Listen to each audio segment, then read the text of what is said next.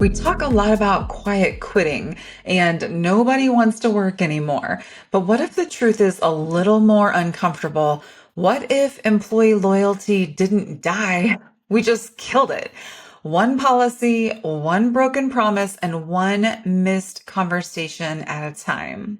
Welcome back to Don't Waste the Chaos. I'm your host, Kerri Roberts, and today we are getting into why it is that employee loyalty is dying and it's not what you think. So I have worked in HR since 2008. And I have seen organizations treat people in a lot of different ways. I've been in businesses that have treated people like a number. I've been in businesses who have treated people like everyone is replaceable. And then I've been in businesses where you could almost do anything and keep your job. And so, what I've tried to learn as an HR pro is how to thread the needle and, live in the middle, live in the gray. That's hard to do. But I have worked in businesses with 48 people. I've worked in businesses with 20,000 people. And always the toughest thing about the business is the people. And so we've got a problem at hand. We're facing a loyalty crisis right now. This is not just because employees have changed, but because we did. And I know so many people want to say like, well, this generation, blah, blah, blah. This has been happening forever. And it is not about the generation because every generation has its quirks. Every generation has its passions. Every generation has its style. We have to evolve. We can't always just blame it on the generation. I would say we can never just blame it on the generation. People are people. Here's some stats that I read. In the US, only around 31% of employees are considered engaged at work. And that's a bummer. If you've listened to this podcast before, you know that an unengaged employee is not a productive employee. Globally, that number drops to about 21%. So in the US, about 31%. Why are we higher? That actually kind of surprises me, but that's what the data is showing. Globally, the number is around 21%. Companies with higher engaged employees see up to a 21% higher profitability. So by the end of this episode, I want you to see what happened, what part HR had to play in it, and what we can do about it. So let's talk about how we got here. And I want to call this the broken loyalty contract. The old lifetime employment mindset is dead. I think we can all agree it's dead. My dad has done the same thing. He's in business for himself. He's done the same thing since I was 5 years old and I'm 43. But you can say like, oh, well, he's been in business for himself. But my brother, who's 4 years older than me, so one generation removed from me, but still only 4 years older, he has done the same job since he graduated high school. And he'll be 47 in December. The same job since he graduated high school. Some people are still doing this. Most are not. That mindset is gone. The implicit contract changed and many employers didn't notice.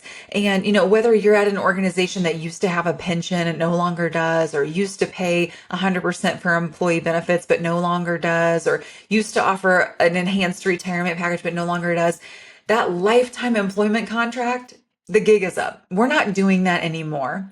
And so why is that? I would also say HR systems have evolved in so many ways. I've been in HR for almost 20 years, but they've evolved to protect the business in many ways, often at the expense of building relationships. Policies are greater than people. And as a result, employees have learned to mirror that. If you treat me as replaceable, I'll behave accordingly. You treat me like I'm a number, and I'll treat you like this is just where I show up to get my paycheck. And the stats are dropping. So according to a 2025 loyalty stat overview, companies with higher engagement have 59% lower turnover rates. So the higher the engagement, the lower the turnover rate. That makes sense. How do we get there? Also, another source that I saw, over 51% of workers are either actively seeking or open to new opportunities. So more than half of the workforce. When it comes to retention stats, I read in 2025, about 46% of United States employees plan to look for different work in the next 3 months. So in my small business, I have seen that, different people have said like, my people aren't loyal But when I take a look under the hood at my clients, most of them are not offering formal stay interviews. Most of them are not offering career pathways. No, most of them are not offering meaningful check-ins. We broke loyalty by trying to manage it through policy instead of relationships. So when I have a client come to me and they say, I want to write a policy to handle X, Y, and Z, most generally, even though I'm HR, my responsibility is to say, what problem are we trying to solve? We don't need to write the policy to blanket it over everyone. If we've got one or two people causing a problem, let's have this, a little more vague policy so we can treat people like people. And then if there's an issue, we need to address the issue. But what happens is we want to write all of these policies. I had one client, we were not really well aligned, so that person's no longer a client, but I had one client that their handbook was so long, they wanted a policy and a competency for everything. And the people could feel it. They were micromanaged, but the reason why is because that company had been hurt and had went through a lot of turmoil. So they tried to manage, just lock down so black and white, but then people feel like they don't matter. We're trying to manage through policies instead of relationship.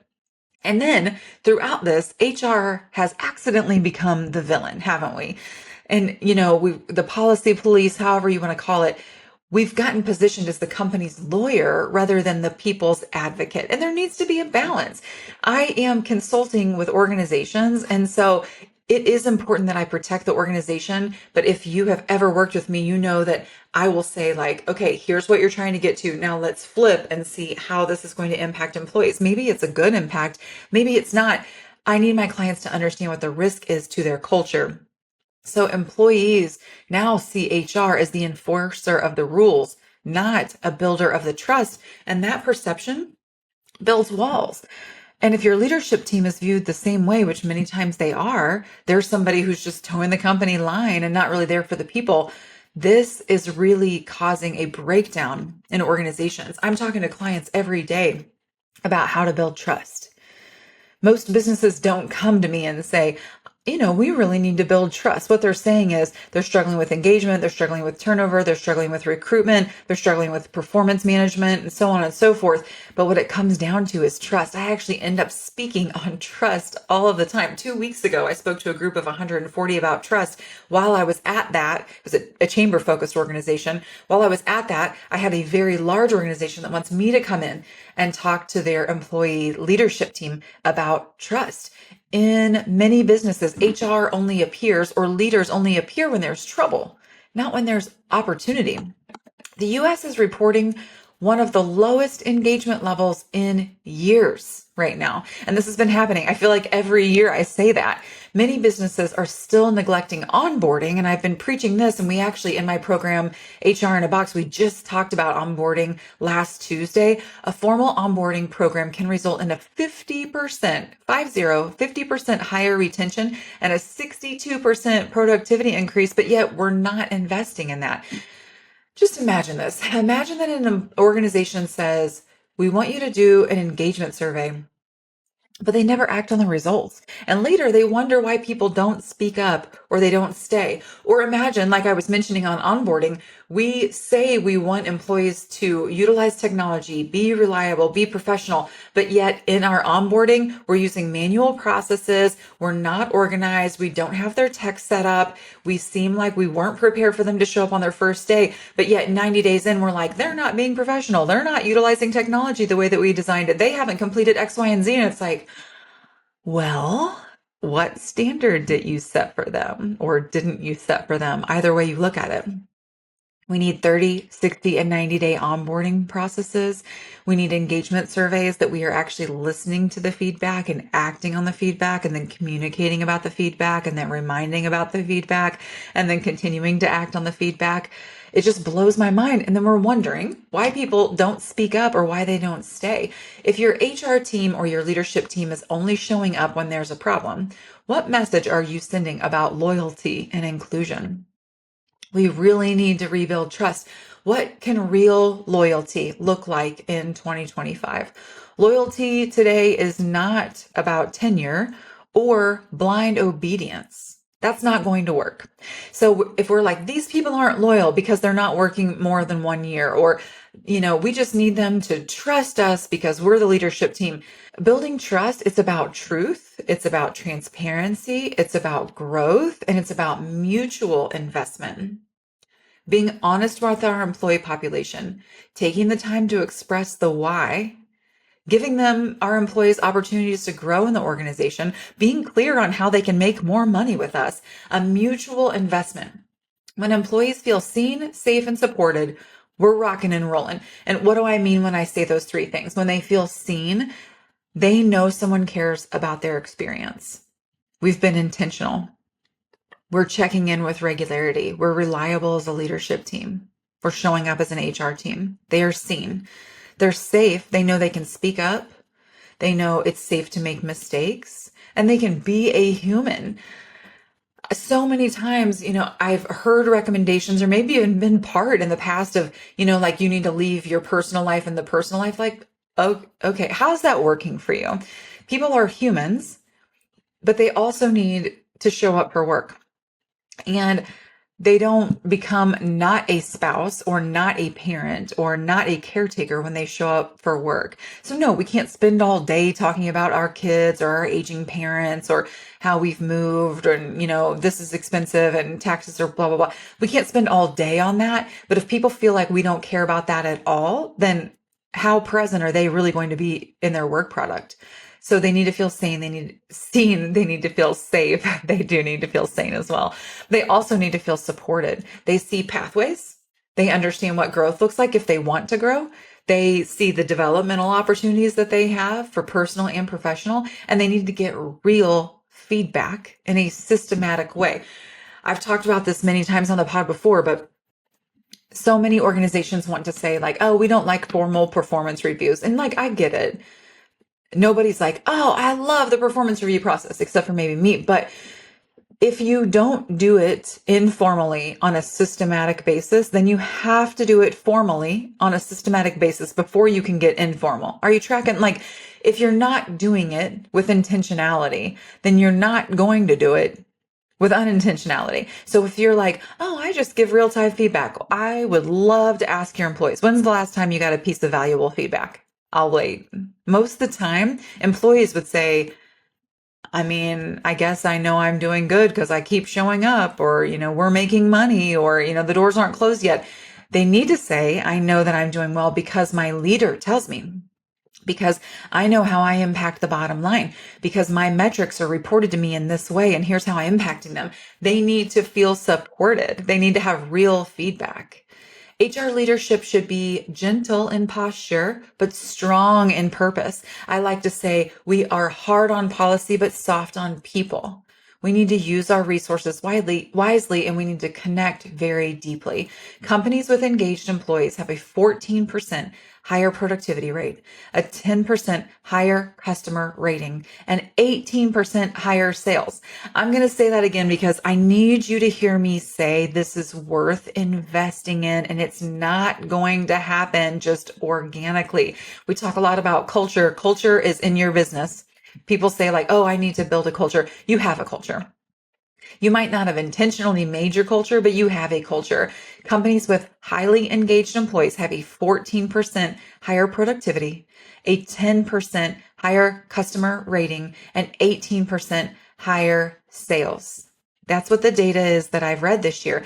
94% of employees say that they would stay longer at a company if it invested in their career development. And 71% of employees say that more frequent recognition would make them less likely to leave if they felt like someone cared. 71% of employees are saying this, and they're likely saying it because they're not actually getting it. And this doesn't have to be huge.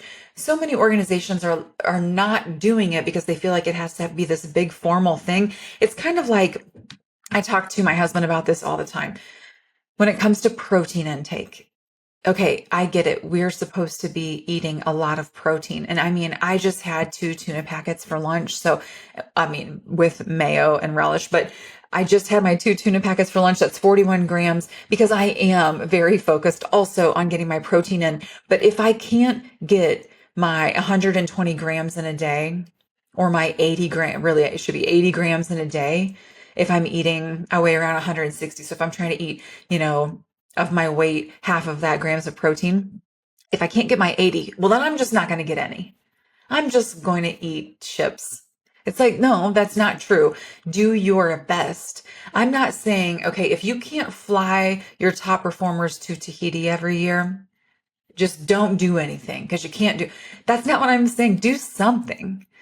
I would say one of the things that I used to do when I worked in corporate is I had a calendar reminder. And you know what? Employees might be like, ugh, gross if they saw my calendar for this, like whatever. But I had two things. One is I had MBWA on my calendar for 30 minutes every week. I'll explain what that is.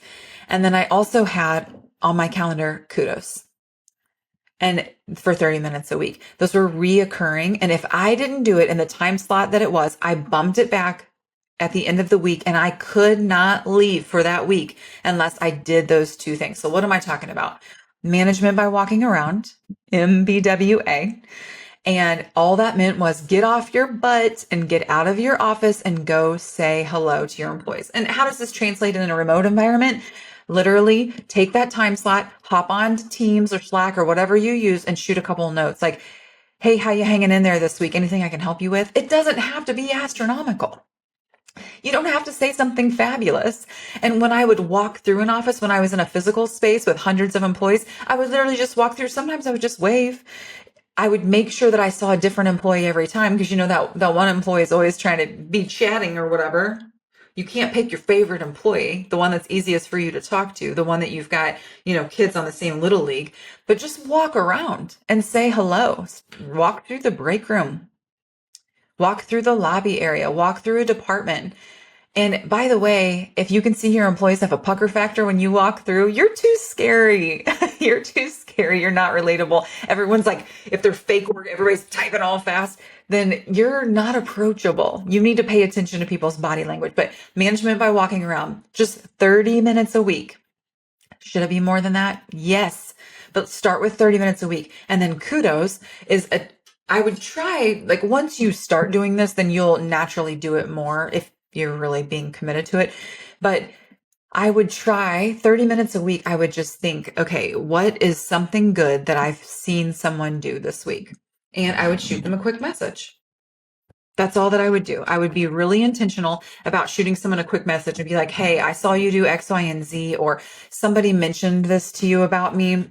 And you know what? I put it on my calendar because if I hadn't already praised someone, then it was a time slot on my calendar to remind me.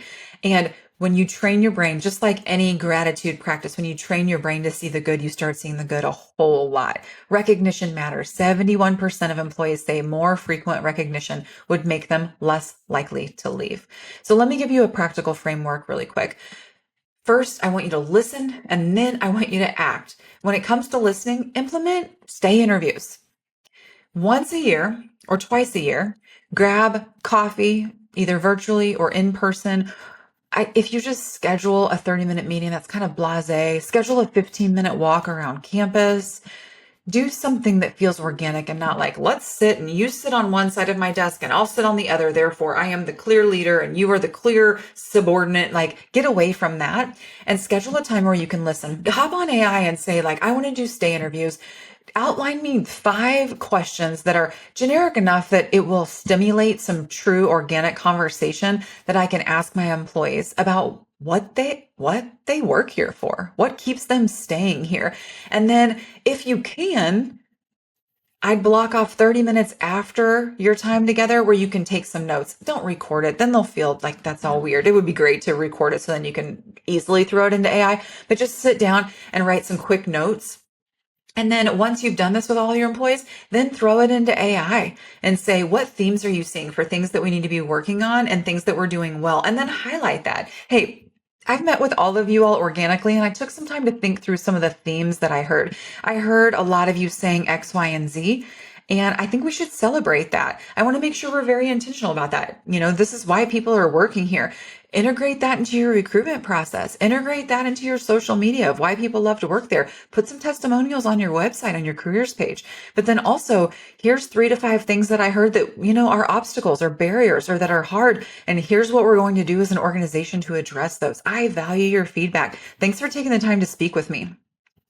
You will move mountains by doing something like that. And it's just not that hard. It's just not that hard. Okay, so listen and then act. Pick one small trust building action each quarter. This could be manager check-ins. It could be paid transparency discussions. Have somebody like me come in and do a compensation data study for you, and then be honest about your transparency philosophy. Or it could be career path workshops. We want to make sure that you all feel like you've got room to grow, whether personally or professionally. So once a month, we're going to bring in somebody to focus on personally or professionally. Maybe on the professional side, if you've got a technology, you have that vendor come in and do a 30-minute or a 1-hour lunch and learn, provide the lunch for your employees, but do a lunch and learn where they can enhance their skills in that area. Or if you all use Microsoft Excel a lot, have an Excel guru come in and help people with that. Or on the personal side, maybe have a nutritionist come in. Maybe have somebody come in who's focused on GI health, or a neurologist to focus on psychology, whatever it looks like. We need to do something to act, to show them that we care. And then lastly on this, we need to always be leading. Leadership models the behavior first. We need to ask our employees for feedback. We need to act on it, and we need to admit our mistakes. If we are leading that way, and I'm not talking about just the owner, all of the leadership team. And if you're an owner thinking right now, like, okay, 4 out of 5 of my leaders can do that, fire the 5th one, or train them. Or train them if they can't be coached, fire them. You have to have leaders who are living this out. Leaders who are comfortable asking for feedback and receiving it. Leaders who will act on the feedback from employees, and leaders who will admit mistakes. We need to listen first, we need to act second, and we need to lead always. I have seen a business turn around their turnover by 20% to single digits simply by putting monthly development check-ins in place, putting manager training in place, and a recognition system in place. And when I say a recognition system, it was a systematic approach. It was a Kudos box that got placed in a break room. It wasn't anything that was huge. You don't have to do anything big. I've had clients put milestones where they get like certain lapel pins. It's a formal environment. Granted, they wear suits, so lapel pins are cool, but like just put something that's relevant to your organization. Here's something easy to do. And yeah, there's a little investment, but like, would you rather turn these people over and then have to replace them and it costs a whole lot more? For milestone anniversaries, give money. If somebody's been there for a year, $100, 5 years, $500, 10 years, $1,000, maybe more than this. I'm just throwing it out there because to me, this is very nominal. Think about what you're spending on them and what it would cost to replace them. Give them a bonus. Just put that in place. That's an easy recognition system. I've put in a ton of recognition systems, and what I would do is just talk to you about your organization and make it relevant to you. Putting the monthly developmental check-ins, that just means the manager meets with the subordinate once a month and says, what can I do to make your life easier? And what are you wanting to work on? It could be as simple as that. It could be high lows. What are the 3 highs in your work right now? And what are the 3 lows or 3 obstacles? And then manager training. Once a month or once a quarter, get your managers together and do some professional development for them. Have somebody externally do it, or have a manager who shines in a certain area, and it can be like a train the trainer type of thing. But from my client work, I have seen turnover reduce greatly by implementing just some simple things like this. Here is the hard truth for leadership. You can't demand loyalty that you have not earned. If you aren't working on this yourself as an organization, as an owner, as a leader, you can't demand it from your employees if you're not earning it. HR cannot fix culture unless leadership is aligned, unless leadership is visible, and unless leadership is consistent. I have had a business owner really want me as their outsourced HR person to solve all their problems because they didn't want to be at work. And guess what? I couldn't. I am incredible at a lot of things, but I couldn't because that leader did not want to be present. And that leader needed to be present. That leader wanted to pay me money to be there all of the time. That leader needed to be there. I'm just an outsourced HR person. I can give you all of the ideas in the world, but you have to implement them yourself. As an HR person, we cannot fix culture unless leadership is aligned, visible, and consistent. Every micro moment matters. How you treat someone when they need time off, when they make a mistake, and how you talk about them in your team, those are micro moments and they matter huge. Employees, can I get an amen?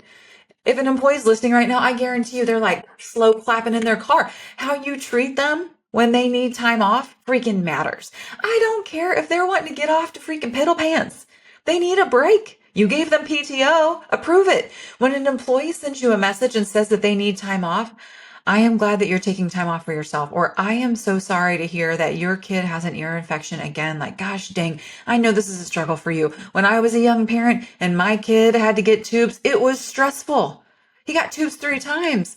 And you know what? The surgeries are tough enough. They're scary. I don't like that. But think about how many sleepless nights they've had. Think about how many times they've had a crying baby. Think about when that child was nursing or taking a bottle and pulling on their ear and it just hurt and the parent didn't know how to fix it. Think about your people and how they're feeling, how you treat them when they need time off, how you treat them when they make a mistake. Oh my gosh. I don't care if you want to rail on them or not. The first thing you need to say is, okay, first of all, I need you to hear me say this. Everybody makes mistakes. Now, we can't keep making them, so we need to address it. Do we need to write a standard operating procedure? Do we need to manage this by your calendar? Do we need to implement a checks and balances? Can't keep doing it. But I have made plenty of mistakes in my life. So while I am frustrated, I need you to hear me say, everybody makes mistakes. I'm not mad at you. We need to correct this. And then also how you talk about them inside of your team. You've heard this a million times. We praise in public, we critique in private. One stat pegged that engaged employees are 87% less likely to voluntarily leave their employer. 87% less likely if they're engaged. Also, companies with high engagement report productivity gains and lower turnover, like 59% lower turnover, which means loyalty is not mythical, it's measurable. Loyalty is built in those micro moments that I was mentioning.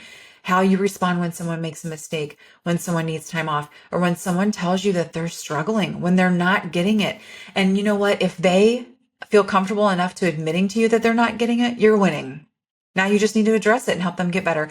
If your best employee walked in tomorrow and said they were leaving, would they be leaving you or the environment that you have created? Loyalty is not really dead. It's just disconnected. We've built systems that expect loyalty, but we haven't built relationships that earn it. I want you to hear these key takeaways. I need you to be intentional about listening and then acting on what you're hearing. HR and leadership must partner together to build trust, not just on policies, on our relationships. And you need to think about one small, consistent action and how that can change everything. You can't outsource loyalty. I would love to say, like, you work with me and I will make this happen, but you can build it one honest human moment at a time. If you're ready to rebuild systems that create loyalty and not just retention stats, you need to check out our HR mini audit. You can find it saltlightadvisors.com/mini audit or HR audit. That is our HR health check. And if you're serious about building your HR foundation, our HR in a Box program might be your next step. I'd love for you to reach out. Listen, I know that creating loyalty seems like some mythical concept out there. It can just feel like chaos, like you're just grabbing for straws. But this work is worth it. So don't waste the chaos in your business. Embrace it. Until next time.